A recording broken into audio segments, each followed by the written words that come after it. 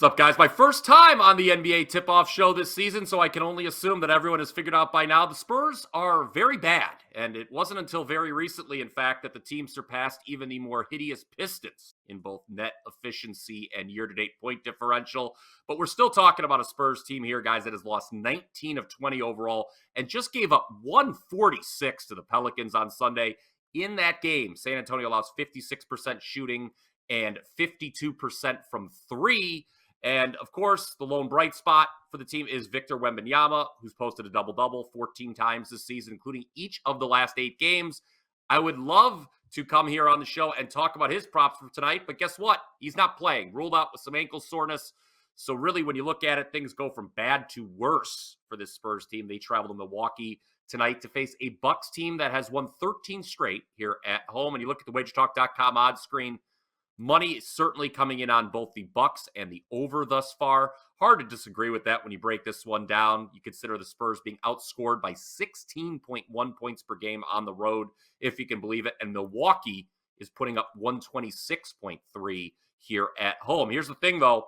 While the Bucks are 14-1 straight up at home, ATS just 7-8. So I would rather not lay this many points in a NBA game on a Tuesday in December where the favorite may not be all that motivated defensively. Milwaukee actually bottom 8 in the league in points allowed. That's a big reason why they haven't been a profitable team to bet on this season. So here's what we're going to do. Without Wembanyama, who knows what we get from the Spurs tonight. So let's just take them out of this equation and look at the Bucks team total. I do not see any reason, guys, why the home team shouldn't put up a big number tonight. As I said earlier, they come in averaging 126.3 points per game at home. Tonight's team total already up to a lofty 133, a high number, yes, but consider the Bucks have scored 133 or more in 3 of their last 4 games. And if you take out that in-season tournament loss in Vegas to the Pacers, the Bucks have scored at least 128 in 6 of the last 7. So they're a threat to hit 133 any night. I see no reason why they shouldn't go over their team total against what is one of the worst defensive and overall teams in the NBA. So Bucks team total over 133 is how I would look at this one.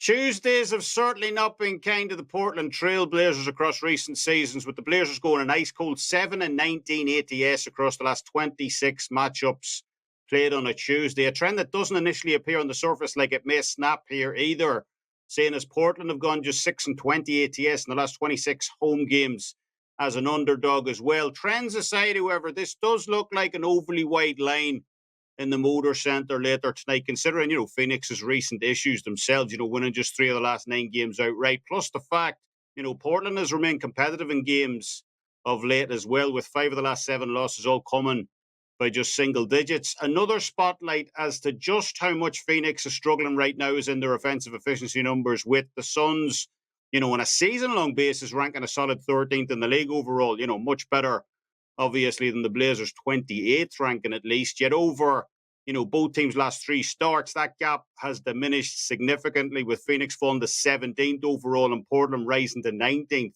to sit almost neck and neck in the league. On the other end, defensively, Portland have actually been a little bit better than Phoenix in their defensive efficiency numbers this season, along with ranking second in the league overall in opponent three-point shooting percentage as well, allowing just 33.2% on average to opponents from outside the arc, which is tied with Minnesota in second. Phoenix, meanwhile, has been dismal at protecting the perimeter late, giving up an average of 39.7% across their last 3 starts, which ranks 23rd in the league. An even starker stat when you consider they held Washington to just 30% from the perimeter in their previous game. Overall, I believe 7.5 is just a few too many points here to be given the home team, considering the way both teams are playing right now. And I do like the Blazers to cover this number at home tonight against the Suns in Portland. In terms of a best bet, I'm going to look at a game we've already fired on for tonight. Actually, my favorite game of the night so far. But before I do, I just want to remind everyone of WagerTalk's Take 20 offer, which is going on right now over at WagerTalk. That gets you 20% off any all-access pass of your choice when using code TAKE20, TAKE20.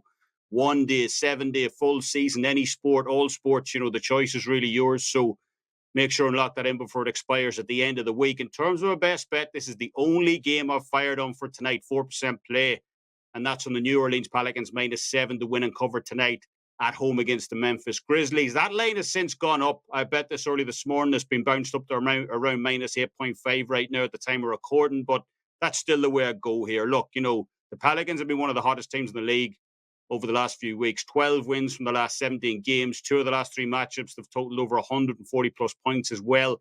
And at home in particular, New Orleans has been red hot. 15-5-1 ATS going back to last season in the last 21 home games. So I think the Grizzlies are going to struggle tonight. 5 straight losses heading into this game, with 3 of those 5 losses coming by double digits as well. So give me the New Orleans Pelicans to get the home win and cover on Tuesday. Best bet. All right, guys, before we get to today's best bet, just want to remind everyone it is $2 Customer Appreciation Day at WagerTalk.com. You can get my best bet in college basketball for just $2. Yes, $2 gets you my top play of the day. I also have a soccer game of the week going this afternoon.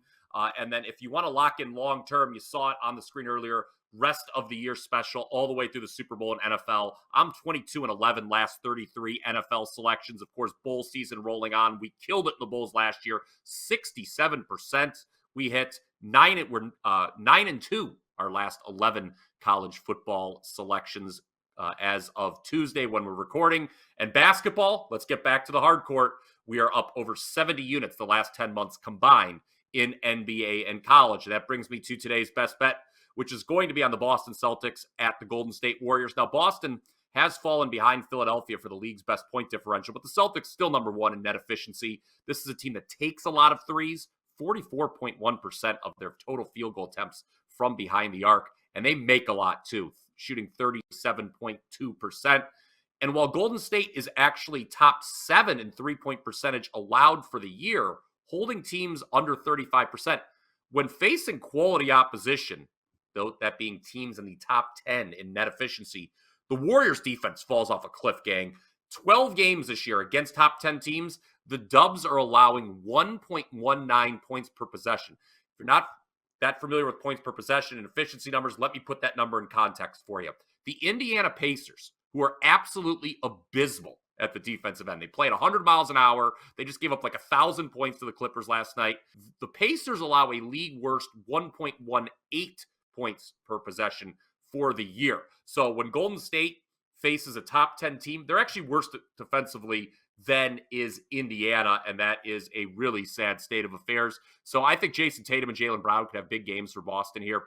From a prop perspective, the hard part would be deciding which of those two would have the bigger game. So I say let's keep it simple and just lay the points with Boston. This is not your older brother's Golden State Warriors. No Draymond Green, obviously. Steph Curry coming off his first game in 5 years without a made three.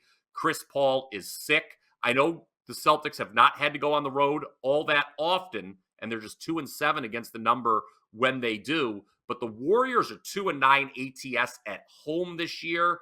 And as an underdog, the last 3 seasons, which Golden State is here, obviously, they've won just twice straight up in 13 tries. I think the number is short enough, therefore, to lay it with Boston, who will view this as a statement-type game on TNT, and they will win going away, even without Kristaps Porzingis. Boston -5 is your best bet for Tuesday.